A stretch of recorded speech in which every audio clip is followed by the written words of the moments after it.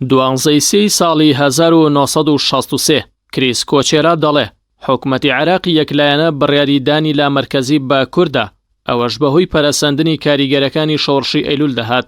هەروەها بوونی کێشە و ململانێ و هەوڵی کودەتا لەناو حکومەتی نوێی کۆماری عێراقدا کە ڕۆژی 8 دوای ساڵی 1963 عەبدولسەلام عارف کودەتای بەسەر عەبدولکەریم قاسمدا کرد و خۆی بووە سەرۆکی عێراق و ئەو لا مەرکەزیەش تەنها بۆ خۆڕێخستنەوە و خۆبەهێزکردن بوو. بەڵام کە پاشتر سوودی لا کاد و وەرگرت، دەستی کردەوە بە هێرش و پەلامارەکانی خۆی بۆ سەر کوردستان و شۆڕشەکەی.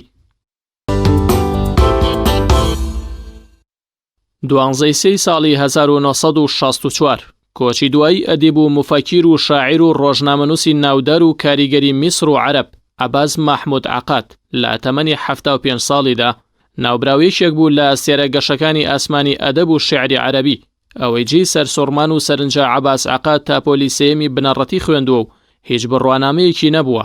ئەندامی ئەنجومەنی نوێنەرانی میسر بووە، ئەندام بووە لە کۆمەڵی زمانی عەرەبی و پاراستنی زمانی عەرەبی. عەباس مەحموود عەقاد بڕوای وابوو خوێندنەوە بۆ مرۆڤ دەبێتە هۆی درێژبوونی تەمەنی و خوێندنەوە تەمەن درێژ دەکات. لە ژیانیا کەوتۆتە ژێر کاریگەری سەید قوتب و نەجیب مەحفوظ و ئەنیز مەنسوور. دەیان بەرهەمی کاریگەر و زیندوی لە بوارەکانی ئەدەب و فکر و پەخشان و شیعر پێشکەش بە مرۆڤایەتی کردووە. عەباس مەحموود عەقاد ڕۆژی 28 شەشی ساڵی 1889 لە میسر لەدایک بووە.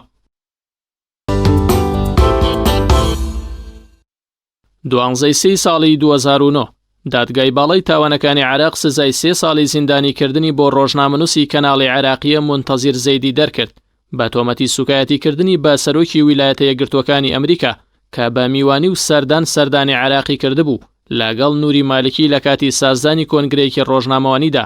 مونتەزیر زەیدی هەردوو تاکە پێڵاوەکەی خۆی وەک ناڕزایەتیەک گرتە سەرۆکی ئەمریکا و هۆڵی کۆنگرە ڕۆژنامەوانەکەی تێکدا و پاسەوانەکانی هەردوو سەرۆکێرشیان کردە سەر ڕۆژنامەنووسەکە و جۆرج بۆشی سەرۆکی ئەمریکاش تووشی حاڵەتێکی ترس و دڵەڕاوکێ و شڵەژانی دەرونی بوویەوە. سەردانەکەی جۆرج بۆش لە میانەی دوایین سەردانی داهات بۆ عێراق پێش تەوابوونی ویلایەتی سەرۆکایەتیەکەی و کاردانەوەکەی مونتەزیر زەیدیش بۆ داڕوخانی ژێرخانی ئابووری و کۆمەڵایەتی و سیاسی عێراق دەهات پاش داگیرکرانی لەلایەن ئەمریکاوە. هەروەها چەندان سەرمایەداری عەرەبی و دژە ئەمریکا ئامادەی کڕینی ئەو پیاڵاوانە بوون بە بڕێکی زۆر پارە و هەڵگرتنیان لە مۆزەخانەکانی وڵاتەکانیاندا.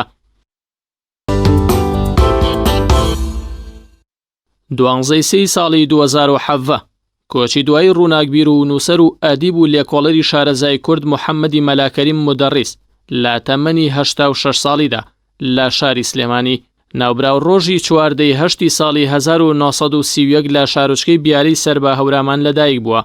بە هۆی بیری پێشکەوتن خوازی خۆی و ناگونجانی لەگەڵ شێخانی ئەو سەردەمەدا هەمیشە لەگەڵ شێخ و دەروێشەکاندا لای کێشەدا دەبن و ئاماژە بەوە دەکات نەمدەویست ئێواران بە سەرخۆشی بگەڕێمەوە و سۆفی و دەروێشیش دەست و پێیەکانم ماچ بکەن، وەک چۆن کوڕە شێخەکان بەو شێوەیەیان دەکرد و ئیسلامیان ناشرین دەکرد. بۆیە بنەماڵە شێخەکان و شوێن کەوتوانیان تەنک بە مامۆستا مەلا عەبدولکەریمی مدەڕیس و بنەماڵەکەی هەڵدەچن و ناچار بە کۆچی دەکەن بەرەو کەرکووک و پاشتریش بەرەو بەغدا و نیشتەجێبوونی هەمیشەییان لەو شارەدا. محەممەدی مەلاکەریم لەگەڵ مامۆستا مەلا عەبدولکەریمی باوکی و فاتحی برایدا ڕۆڵ و خزمەتێکی بەرچاویان هەبووە بۆ پاراستن و کۆکردنەوە و ڕاڤەکردنی کەلەپوری شاعیرانی کورد و چاپکردنیان. محەممەدی مەلاکەریم ئەندامی کارای کۆڕی زانیاری کورد بووە، خزمەتی دەیان نووسەری گەورەی کردووە لە شاری بەغدا. محەممەدی مەلاکەریم لە کۆتایەکانی تەمەنیدا دەگەڕێتەوە بەرەو ڕێبازی ئیسلام و چوونی بەرەو بیری شوعیەت بە بێهودەی و سەرگەردانی دەزانێت و پەشیمان دەبێتەوە لەوەی کە ئیسلامی بەرەو شوعیەت بەجێهێشت بوو.